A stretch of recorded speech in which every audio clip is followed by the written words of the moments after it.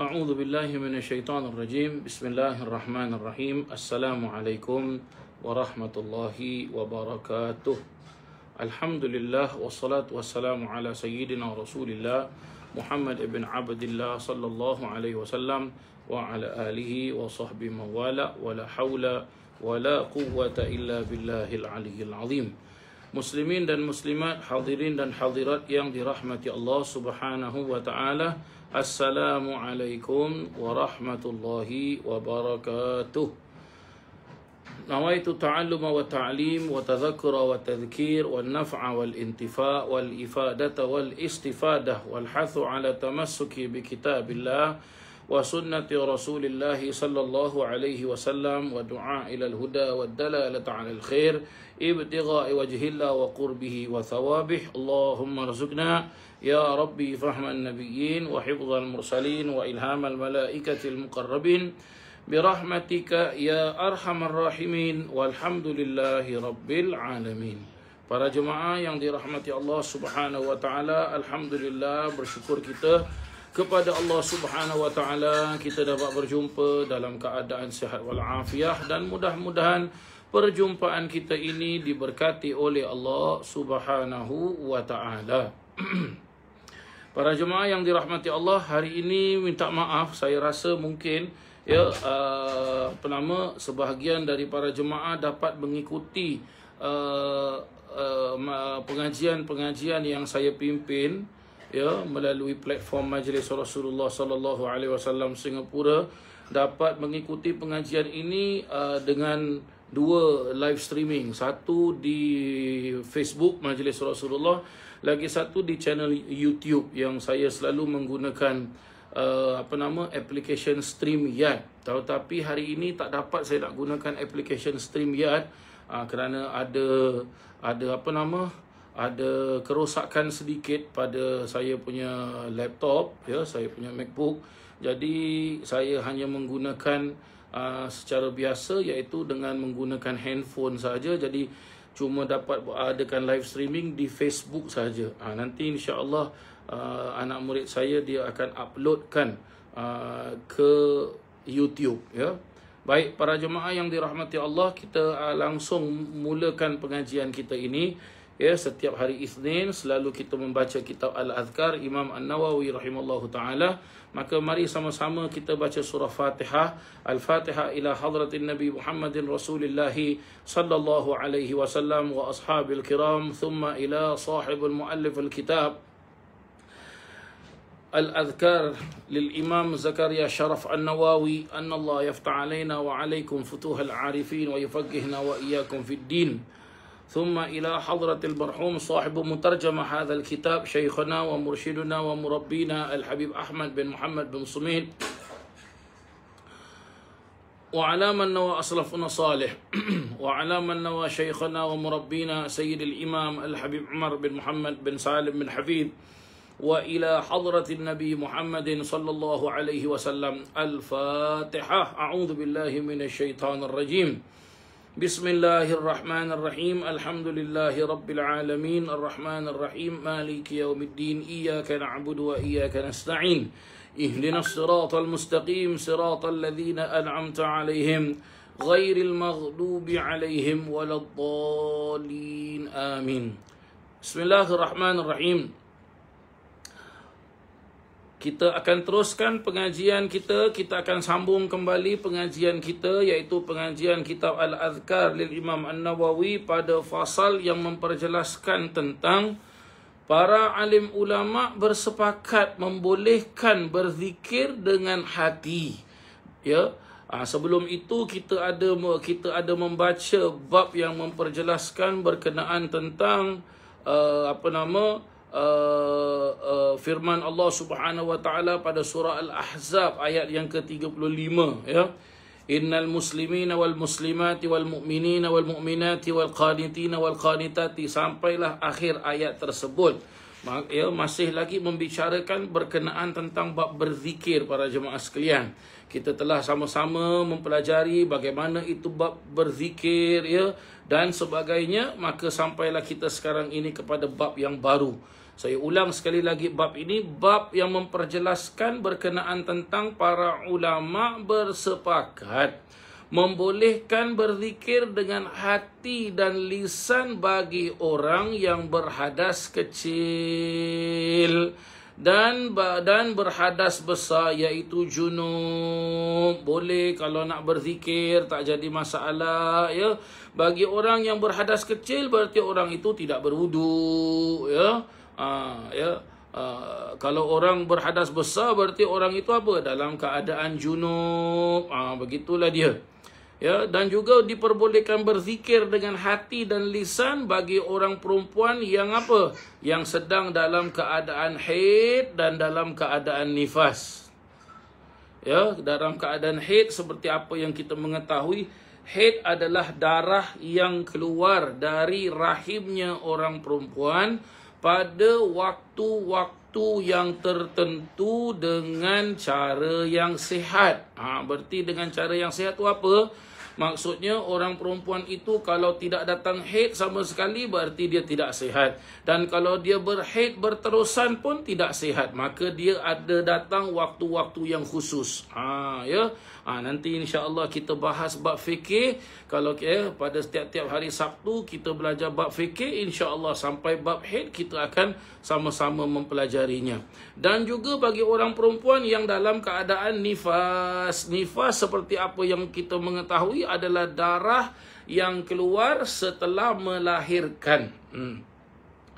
Yang demikian itu pada bertasbih, bertahmid, bertahlil, bertakbir, berselawat atas Nabi SAW, berdoa yang lain umpamanya.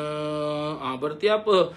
Orang-orang yang dalam keadaan hadas kecil, hadas besar, orang perempuan yang dalam keadaan haid, dalam keadaan nifas, boleh berzikir ya, boleh bertasbih subhanallah subhanallah subhanallah, bertahmid alhamdulillah alhamdulillah alhamdulillah, bertahlil la ilaha illallah la ilaha illallah, bertakbir Allahu akbar Allahu akbar Allahu akbar, berselawat atas Nabi Muhammad sallallahu alaihi wasallam, berselawat dengan cara apa sekalipun.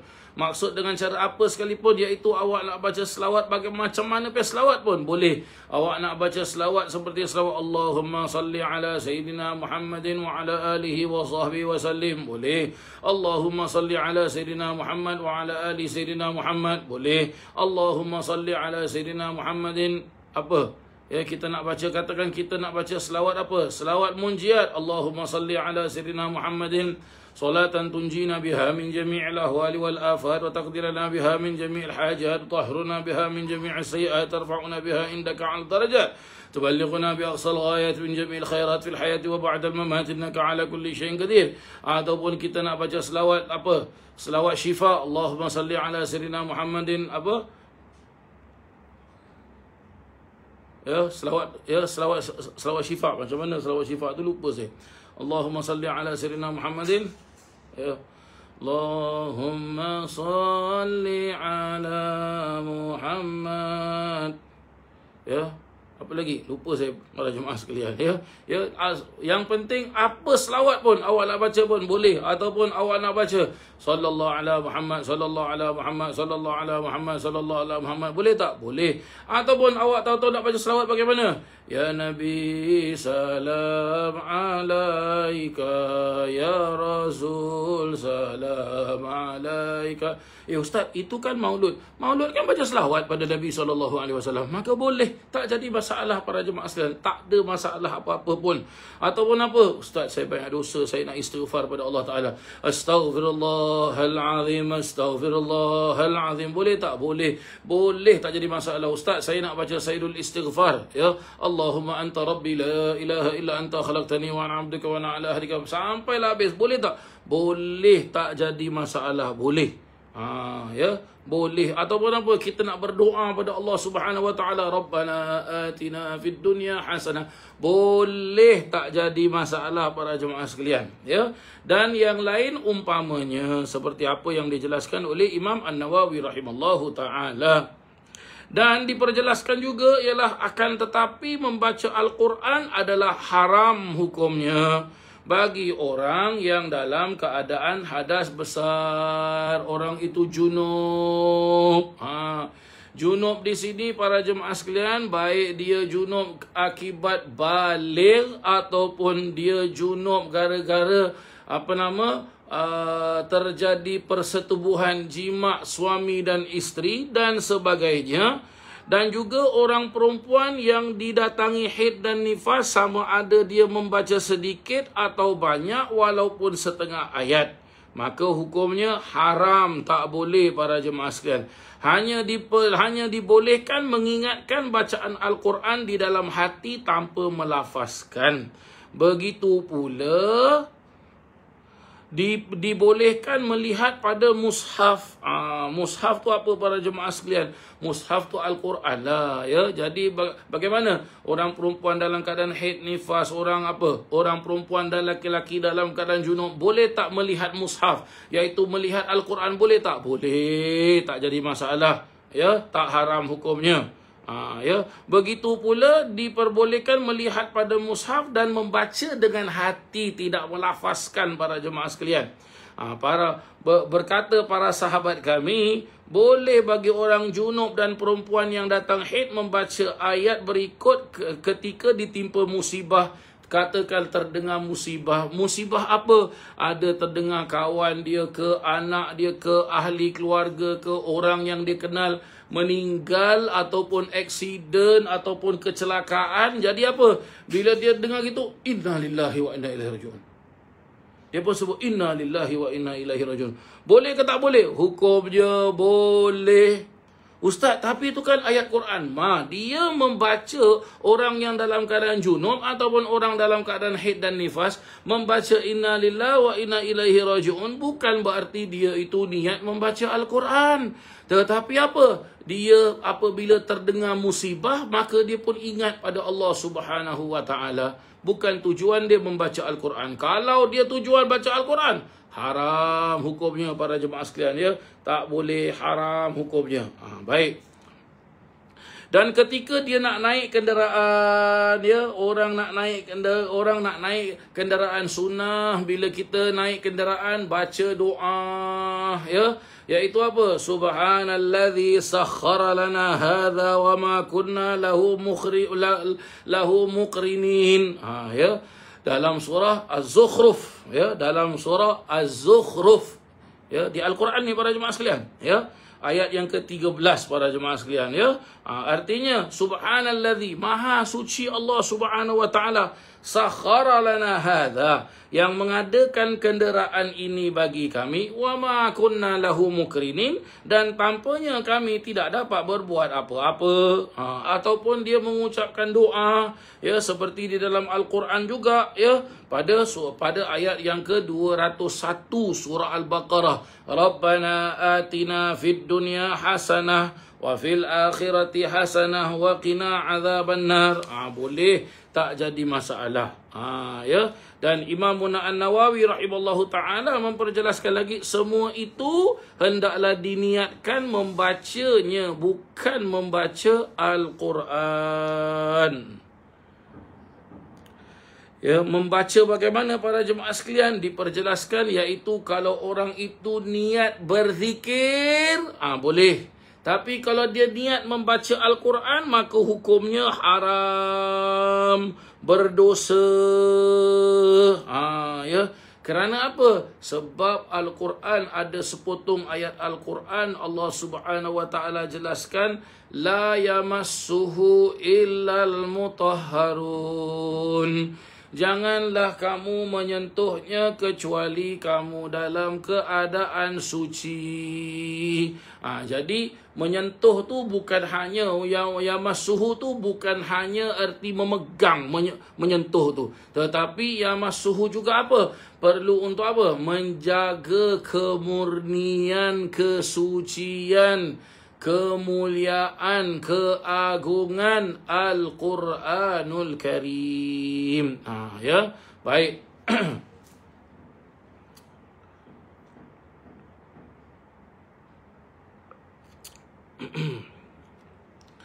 Begitu pula mereka boleh membaca bismillah ataupun alhamdulillah tanpa mengqasadkan. Apa arti mengqasadkan? Iaitu mempunyai tujuan membaca sebagai membaca Al-Quran.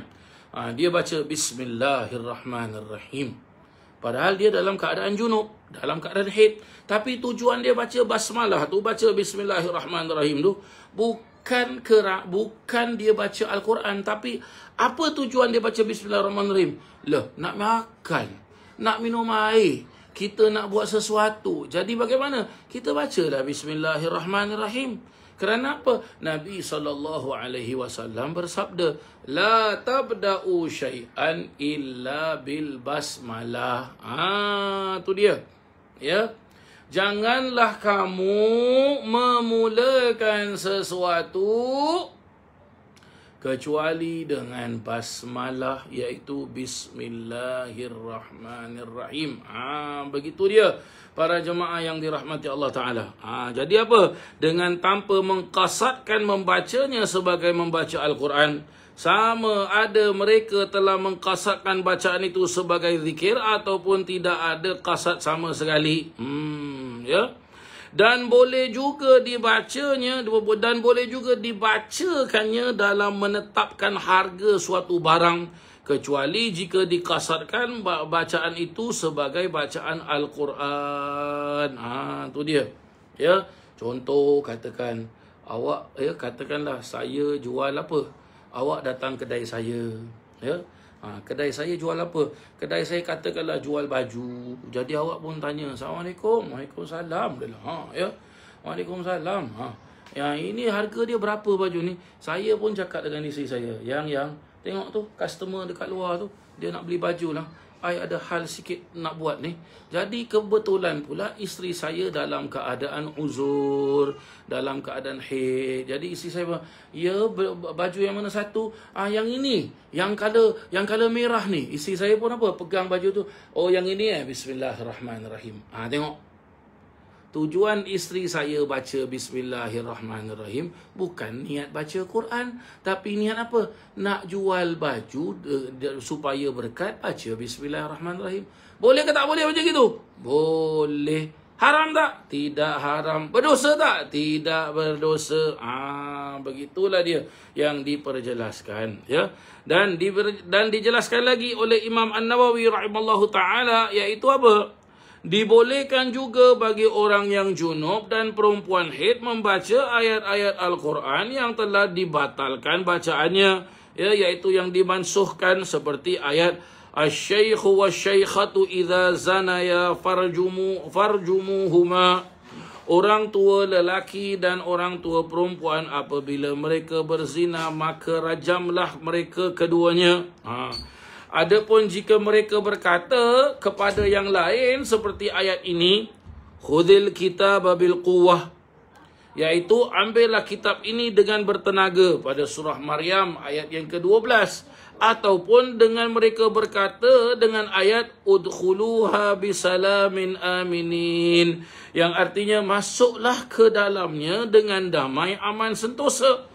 Ya, surah Al-Hijr ayat yang ke-46 atau ayat-ayat yang lain sebagainya. Jika mereka tiada mengqasadkan Al-Quran, tiada haram. Ya. Contohlah macam tadilah yang saya bilang Bismillahirrahmanirrahim itu. Ya. Contohlah para jemaah sekalian, orang datang rumah kita, ya, Ya, bagaimana? Ya, orang dah beri salam, Assalamualaikum Ustaz. Saya pun jawab, Waalaikumsalam. Saya pun buka pintu, awak pun masuk, dan rupanya apa? Isteri awak dalam keadaan haid, ya. Jadi saya pun apa? Ya, isteri awak pun apa? Masuk rumah pun sebut apa? Bismillahirrahmanirrahim. Dia langkah kaki kanan. Kan ayat Quran tu. Bismillahirrahmanirrahim. Tapi niat dia masuk ke rumah saya bukan baca Quran. Niat dia masuk rumah saya supaya dapat berkat. Dia pun masuk lalagan kaki kanan dan dia baca Bismillahirrahmanirrahim. Jadi bagaimana? Apa hukumnya? Dia niat berzikir, bukan membaca Al-Quran. Maka hukumnya tidak haram. Jika ada orang junub dan perempuan yang datang haid tiada mendapati air boleh bertayamum, dan ketika itu boleh membaca Al-Quran, kemudian jika dia berhadas sesudah itu, tidak haram baginya membaca Al-Quran. Sama masalahnya jika dia telah mandi junub, kemudian dia berhadas, boleh dia baca Al-Quran. Dan tidak ada bezanya antara tayamumnya kerana tiada air di negerinya ataupun ketika dalam pelayaran. Maka dia boleh membaca Al-Quran sesudah itu meskipun dia telah berhadas. Ini pun suatu kaul daripada Imam Nawawi rahimallahu ta'ala. Ya. Dan diperjelaskan lagi para jemaah yang dirahmati Allah. Diperjelaskan lagi, ya, tetapi setengah para sahabat kami berkata, jika dia dalam negerinya boleh dia bersembahyang dengan bertayamumnya tadi dan boleh membaca Al-Quran di dalam sembahyang itu, tetapi tidak boleh membaca Al-Quran di luar sembahyang. Yang benar dan sahih boleh membaca Al-Quran di luar sembahyang juga, sebagaimana yang telah kami bicarakan sebelum ini, kerana tayamumnya itu sudah mengganti tempat mandi wajib. Tu dia para jemaah sekalian, ya. Jadi dia macam mana cerita dia macam ni para jemaah sekalian, ya. Ada orang tu junub, ya, ataupun ada orang perempuan tu dia dalam keadaan apa? Haid. Jadi tak ada air, ya. Dia punya haid tu dah habis dah. Jadi kan bila haid dah habis kan kena mandi para jemaah sekalian. Orang lelaki pun nak sembahyang dalam keadaan junub kan kena mandi, tapi tak ada air. Jadi dia pun bertayamum para jemaah sekalian. Tayamum supaya apa? Menggantikan mandi. Kan kita belajar bab fikir kan? Ya. Tayamum tu kan, tayamum tu dia boleh menggantikan wuduk dan juga menggantikan mandi. Jadi dalam sini adalah mandi wajib. Jadi bila dia sudah tayamum, dia pun sembahyang para jemaah sekalian, ya. Dan boleh tak dia apa? Dia kalau dah tayamum, dia sembahyang para jemaah. Berarti kalau dia sembahyang, berarti sudah terangkat hadasnya. Sudah terangkat hadasnya. Jadi apa? Dia pun boleh baca Quran, tak jadi masalah. Dengan niat baca Quran pun tak apa. Sebab dia sudah bertayamum, maka terangkatlah hadasnya. Lain halnya kalau nanti dia jumpa air. Kalau nanti dia jumpa air, mandilah para jemaah sekalian. Begitulah dia. Kan kita dah belajar dalam bab fikir, dah dijelaskan dengan sejelas-jelasnya. Begitulah dia. Baik. Diperjelaskan lagi oleh Imam Nawawi rahimahullah ta'ala. Sekiranya seorang junub telah bertayamum lalu dia menemui air, maka mestilah dia segera mandi sebab haram atasnya membaca Al-Quran. Dan begitu pula segala yang diharamkan di atas orang yang junub sehingga dia mandi. Baru tadi saya cakap. Jika dia bertayamum lalu bersembahyang dan membaca Al-Quran, kemudian dia hendak bertayamum lagi kerana hadas atau kerana sembahyang fardu yang lain dan sebagainya, maka tiadalah haram atasnya membaca Al-Quran. Inilah wajah yang sahih yang dipilih dalam mazhab Imam Syafi'i radhiyallahu an. Dan di sana ada lagi wajah lagi setengah. Maksud wajah tu apa? Pendapat para jemaah sekalian, ya. Setengah sahabat-sahabat kami yang mengatakan, sahabat-sahabat kami itu apa para jemaah sekalian? Iaitu pendapat para alim ulama. Tengok Imam Nawawi, dia rendahkan diri dia, ya. Dia tidak memperjelaskan. Kalau boleh saja Imam Nawawi nak memperjelaskan sebahagian pendapat para alim ulama, dan termasuk aku juga sebagai ulama. Boleh Imam Nawawi nak jelaskan demikian. Tapi lihat adab, akhlak, tawaduk, rendah dirinya Imam Nawawi. Padahal dia seorang ulama yang unggul.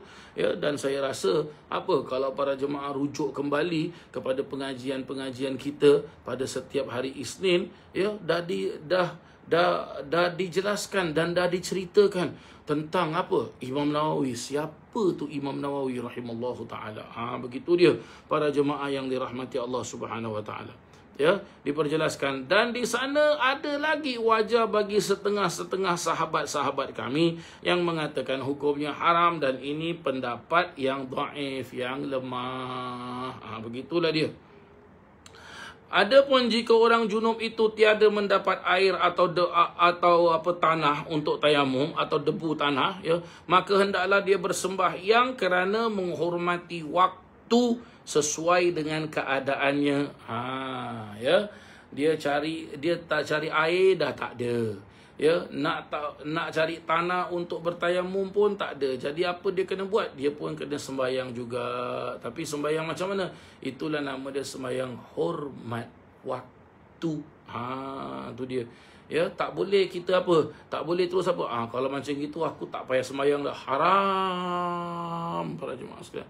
Haram, tak boleh. Dosa besar. Sebab Allah Subhanahu wa taala dah tetapkan hukum sembahyang atas orang-orang yang beriman dengan waktu-waktunya. Itu dah ditetapkan oleh Allah taala. Jadi tak ada ceritanya orang itu bilang kalau macam ni aku dah tak payah sembahyang dah. Free dah aku macam gini dah. Tak ada, tak boleh. Haram hukumnya, tak boleh. Ya.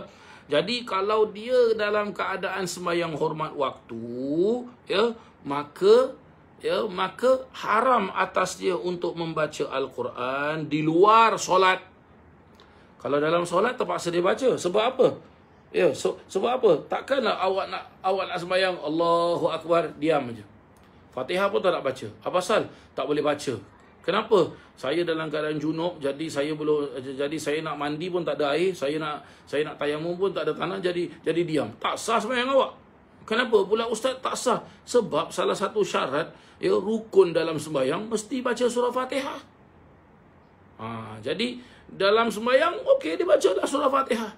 Habis nak baca surah tak dalam, baca boleh, tak jadi masalah, boleh. Tapi bila dia dah habis sembahyang, mari sama-sama kita duduk baca tahlil. Bismillahirrahmanirrahim. Qul huwallahu tak boleh para jemaah sekalian. Ya, mari sama-sama hari ini hari Khamis malam Jumaat kita baca surah Yasin. Tak boleh para jemaah sekalian. Tu dia. Ya, dan haram atasnya membaca Al-Quran di luar solat, dan haram juga membaca Al-Quran dalam solat itu apa yang lebih daripada surah Fatihah. Adakah haram juga membaca Fatihah dalam solat itu? Ada dua wajah. Ya, ada dua wajah, ada dua pendapat kata Imam Nawawi. Yang paling sahih, yang paling tepat, iaitu tidak haram membaca Fatihah, bahkan wajib, kerana sembahyang tidak sah melainkan dengan membaca Fatihah. Sebagaimana solat itu boleh dilakukan dalam keadaan darurat, maka membaca Al-Quran pun boleh juga. Pendapat kedua, dihukumkan haram membaca Fatihah. Bahkan dia boleh membaca zikir-zikir yang biasanya dibuat dalam solat bagi orang yang tiada pandai membaca Al-Quran walau satu ayat pun. Gitulah dia para jemaah yang dirahmati Allah. Sangat jelas ni apa yang dijelaskan oleh Imam An-Nawawi rahimallahu taala.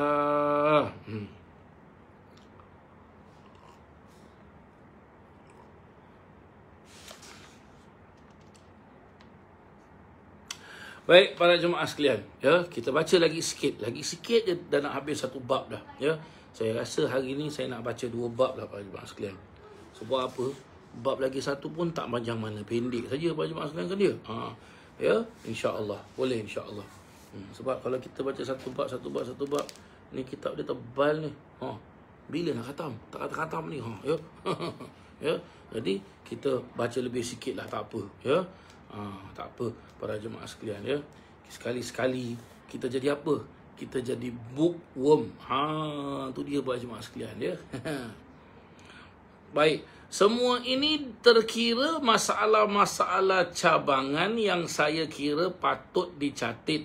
Saya ni siapa? Bukan saya, bukan. Oh, ni kira Ustaz Hasan lah. Bukan. Tapi apa? Pengarang kitab ini. Pengarang kitab ni bilang apa? Tadi kan ada dijelaskan yang sahih, yang tidak sahih. Ini kira pendapat para alim ulama, tapi kata Imam Nawawi ada baiknya kalau saya masukkan juga. Ya, kerana ada perkaitannya dengan pembicaraan kita di sini. Maka saya sebutlah dengan ringkas saja. Kalau tidak memang ada kelengkapannya. Ya, kelengkapannya dan dalil-dalilnya yang panjang lebar dibicarakan dalam kitab-kitab fiqh. Tu dia para jemaah yang dirahmati Allah. Baik, bab yang lagi satu, fasal. Hendaklah orang yang berzikir itu berada dalam sifat-sifat yang sempurna. Oh, macam mana tu sifat-sifat yang sempurna? Iaitu jika dia sedang duduk, wajarlah dia menghadap kiblat. Maksud wajar tu apa? Iaitu kalau orang tu memang betul dia suka berzikir. Jadi kalau berzikir tu ya, lebih baik adabnya orang yang berzikir, akhlaknya orang yang berzikir, satu menghadap kiblat. Ya, satu menghadap kiblat. Ya, satu menghadap kiblat.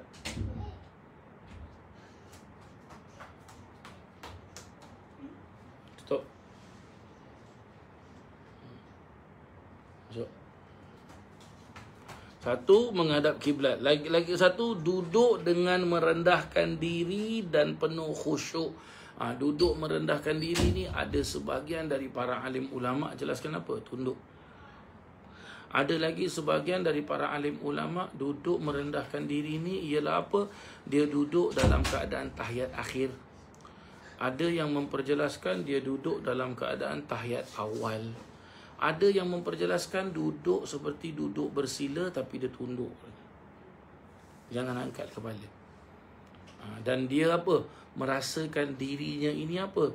Dirinya kerdil, dirinya hina, dirinya banyak dosa, ya.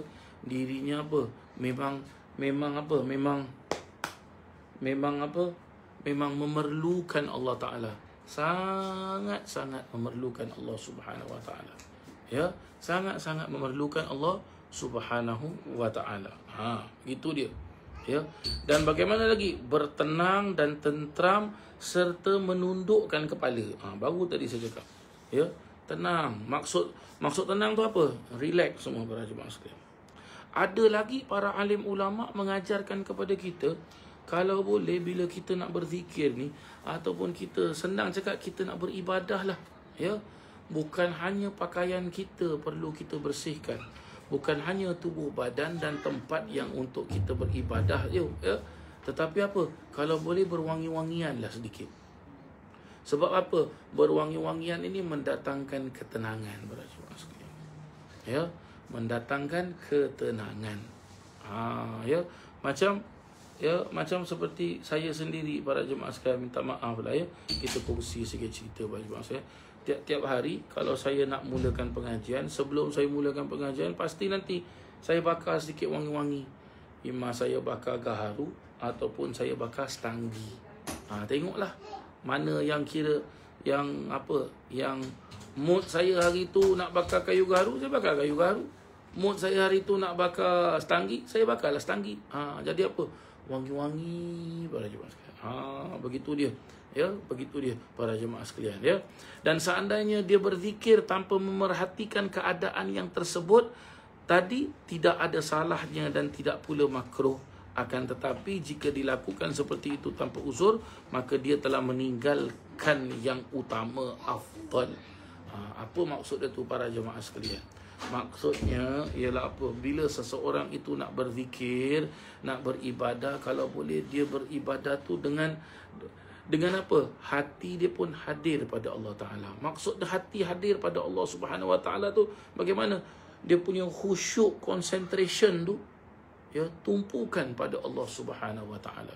Sebab berkata para alim ulama, ya, Al-Habib Abdullah bin Alawi bin Muhammad Al-Haddad juga memperjelaskan, ya, bahawasanya seseorang itu kalau berzikir tanpa dia hadirkan hatinya sama-sama berzikir, maka zikirnya tidak berbekas.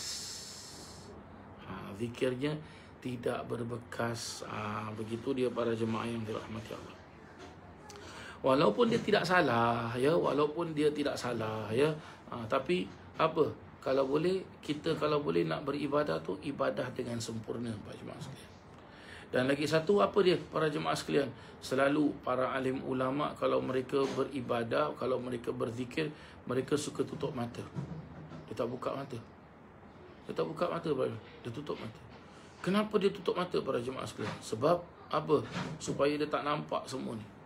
Kiri, kanan, apa yang ada semua dia tak nampak. Biar dia tutup mata. Tutup mata, gelap. Ini menambahkan khusyuk katanya. Begitu dia. Ya, dalilnya tidak makruh dan amalannya ialah firman Allah Subhanahu wa taala. Dalilnya tidak makruh dalam amalannya ialah firman Allah taala, "Inna fi khalqis samawati wal ard wa ikhtilafil laili wan nahari la ayatin li ulil albab alladzina yadhkuruna Allaha qiyaman wa qu'udan wa 'ala junubihim wa yatafakkaruna fi khalqis samawati wal ard." Itu dia. Surah Al-Imran ayat yang ke-190 dan ayat yang ke-191. Inna fi khalqis samawati wal ard. Dan sesungguhnya, ya, di dalam ciptaan Allah Subhanahu wa taala, yaitu sesungguhnya pada ciptaan Allah taala tentang langit samawati, langit wal ardi dan bumi, wa ikhtilafil laili wan nahar, dan pertukaran malam dan siang, ya, wa ikhtilafil laili, wa ikhtilaf tu perbezaan, al-laili malam, wan nahar dan siang, la ayatin li ulil albab, adalah ataupun terdapat tanda-tanda bagi orang-orang yang mempunyai pemikiran yang tajam. Berarti apa? Langit, bumi, malam dan siang saling berganti. Ini adalah tanda-tanda kekuasaan Allah Ta'ala bagi orang yang mau berfikir dengan akalnya. Berarti dia ada akal, dia tahu cara untuk berfikir dan dia menghargai. Ini kira apa? Siang dan malam, langit, bumi, ini semua ciptaan Allah Ta'ala. Berarti kalau ciptaan Allah Ta'ala, mereka senantiasa ingat pada Allah Ta'ala, patuh pada Allah Subhanahu wa Ta'ala. Berarti kalau mereka ingat pada Allah Ta'ala, mereka patuh pada Allah Ta'ala, mereka taat pada Allah Ta'ala, habis kita yang manusia ni ciptaan Allah Ta'ala juga. Tapi kenapa kita malas nak berzikir? Itu dia. Tu maksud ayat ni bagi jemaah sekalian.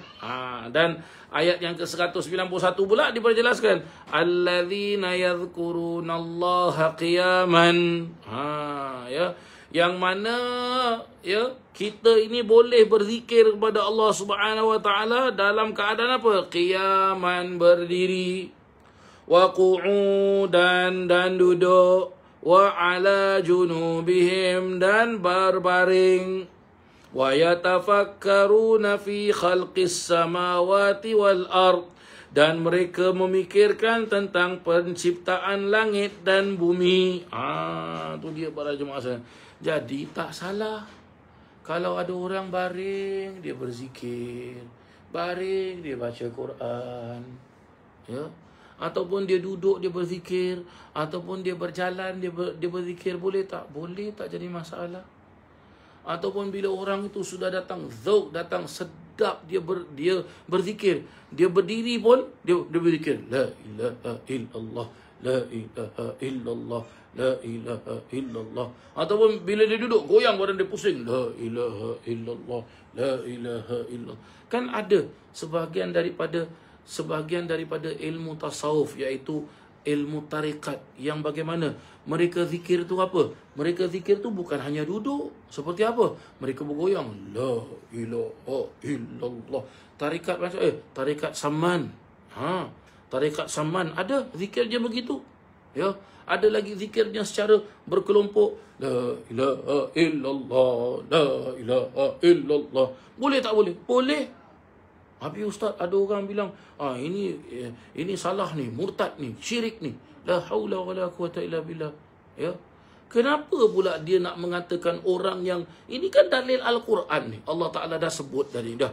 Orang berdiri, orang duduk, orang baring. Berarti apa? Kalau berdiri, duduk, jalan, semua boleh zikir. Tak jadi. Jadi kalau orang itu memang ada impaknya para jemaah sekalian.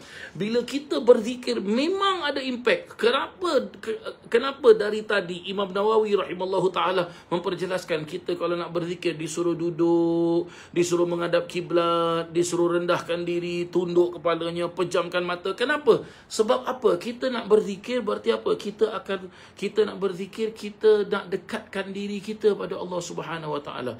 Jadi bila kita dekatkan diri kita kepada Allah Subhanahu Wa Taala, nanti kita akan dapat rasakan sedap dan nikmat zikir. Itu tak semua orang boleh dapat tu. Tak semua orang boleh dapat. Saya kasih satu contoh lah. Senang para jemaah sekalian. Orang yang berzikir dengan mendengarkan muzik. Muzik apa? Sekarang budak-budak muda, muzik apa? BTS lah. Habis kita cakap senang. Ya. Kita mungkin dia dengar lagu Jiwang ke, dia dengar lagu apa? Dia dengar lagu apa? Senang cakap lah, lagu-lagu apa sekalipun, lagu orang putih ke, lagu apa ke, ya. Dia pun apa? Dia pun ikut nyanyi juga, dia pun ikut. Kadang-kadang bila kita suka dengan lagu tersebut, ya, kita tak ikut nyanyi, kita tengok dekat TV, dekat YouTube, ya, dekat Facebook, kita tengok, ya, dekat video, kita tengok orang panggil kita. Orang panggil kita, padahal orang tu dekat sebelah, kita tumpukan, kita khusyuk betul-betul. Orang panggil sampai, "Woi, aku panggil kau ke tak dengar?" Apa. Tengok apa. Itu nama dia apa? Itu nama dia khusyuk. Khusyuk pada muzik. Contoh lagi, ya, dia dapat merasakan nikmat. Bau apa ni? Bau apa ni? Ini bau ayam percik ah. Ini bau kari ikan ah. Ini bau sambal goreng ah. Ini bau sambal goreng pengantin ah. Dia pun apa? Bau tersebut, dia pun lapar, tak tentu hara, dia nak makan. Betul tak betul Pak Jemaah sekalian? Dia nak makan. Dan bila dia makan para jemaah sekalian, macam orang lalu ke, orang tengok ke, orang apa ke, dia apa? Dia buat bodoh. Betul aku makan. Sedap ni. Ada sotong, ada ketam, ada ayam, ada daging, ada macam-macam lah. Makan. Sedap ni. Itu nama dia mendapatkan kehusyukan dalam makan. Apatah lagi kalau dia dapat kehusyukan dalam beribadah pada Allah Ta'ala. Jadi jangan mudah kita nak salah-salahkan orang. Jangan mudah. Tahu-tahu kita nak bilang, apa ni zikir macam gini ni? Biarkan. Jangan kacau para jemaah sekalian. Jangan kacau. Kita sendiri, maksud saya sendiri pernah mengalaminya para jemaah sekalian. Sewaktu dulu kita di Darul Mustafa dulu, ya, Habib Umar tu para jemaah sekalian, guru kami tu, mudah-mudahan Allah Ta'ala angkat darjat Habib Umar tu. Beliau tu kalau ceramah para jemaah sekalian, nanti tu penutup ceramah tu beliau akan ajak kita berzikir pada Allah Ta'ala.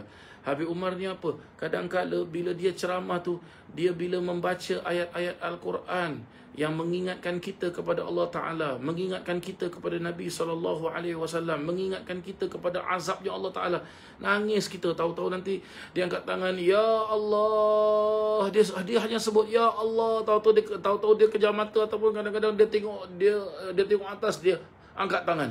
Yang kita bila tengok, tahu-tahu bila tengok tersengang, tahu-tahu bila Ya Allah, Ya Allah, nangis para jemaah sekalian. Tu dia para jemaah sekalian. Ya, itu dia. Pernah dulu para jemaah sekalian, Habib Umar, ya, mengajak kita untuk berzikir sama-sama.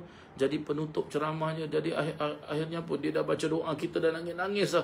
Akhirnya dia bilang, fagulu jami'an ya Allahu ya Allah, fagulu jami'an, maka katakanlah, mari sama-sama kita berzikir bersama-sama, ya Allahu ya Allah. Kita membaca ya Allahu ya Allah.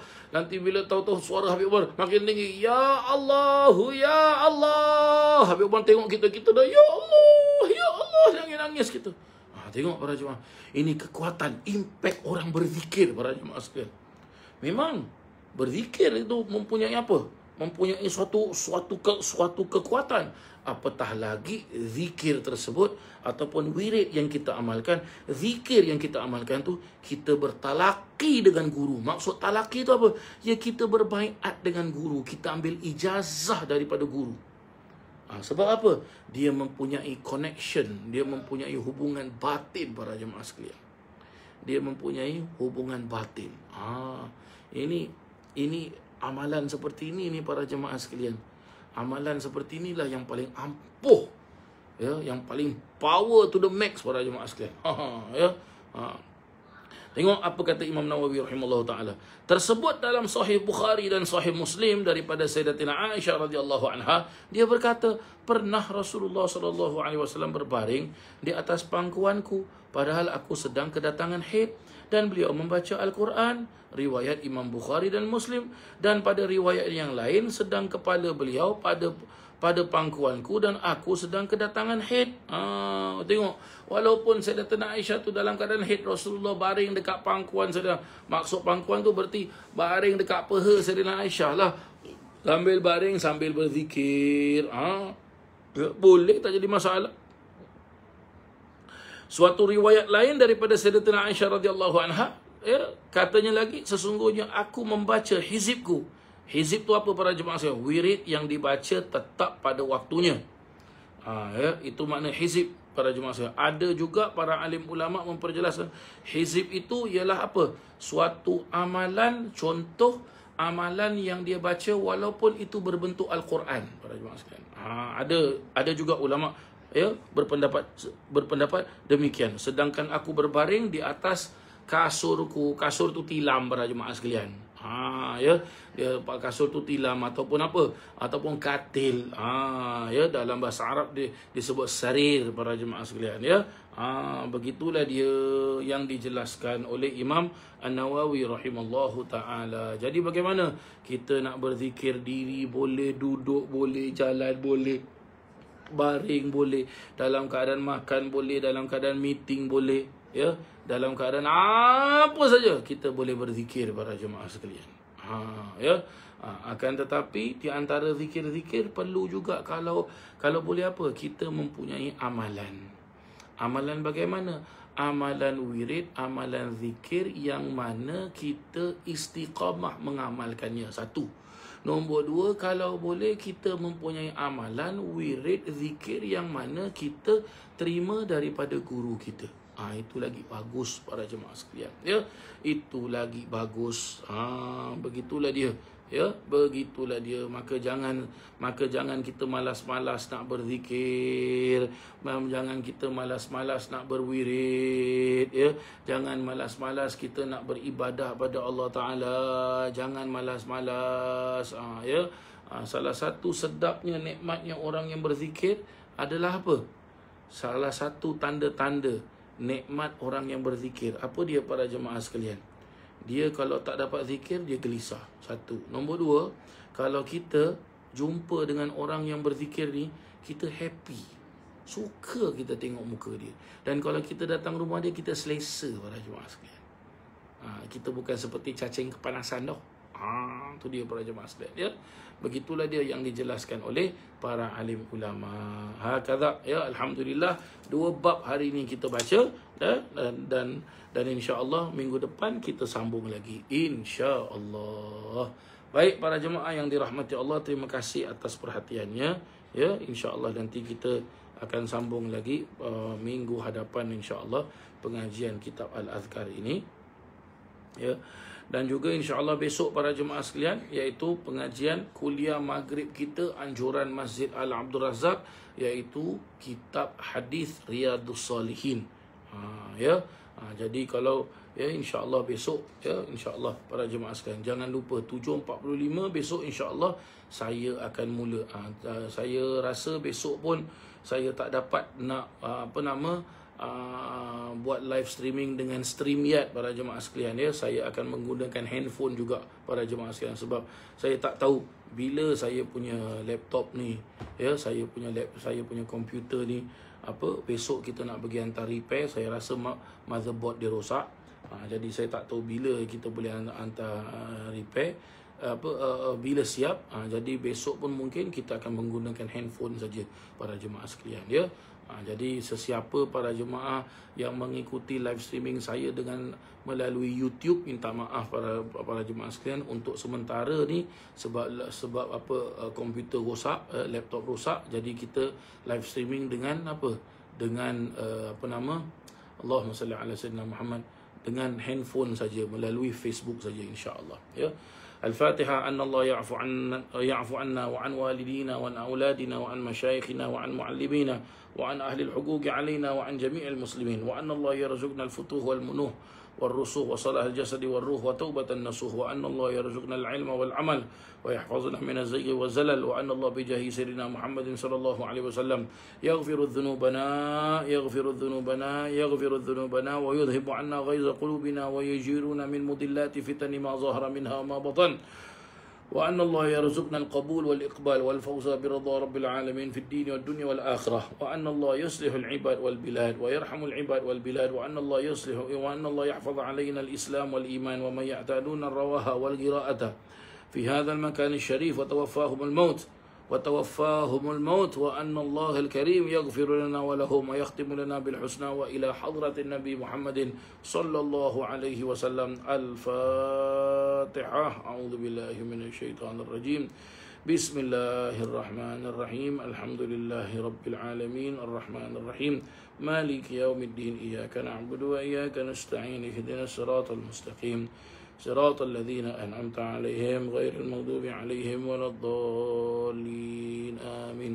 ربنا آتنا في الدنيا حسنة وفي الآخرة حسنة وقنا عذاب النار، وأدخلنا الجنة مع الأبرار يا عزيز يا غفار يا رب العالمين. وصلى الله على سيدنا محمد وعلى آله وصحبه وسلم، والحمد لله رب العالمين. Sekian, terima kasih. Wabillahi taufiq wal hidayah, wabirridha wal inayah. Wassalamu alaikum warahmatullahi wabarakatuh.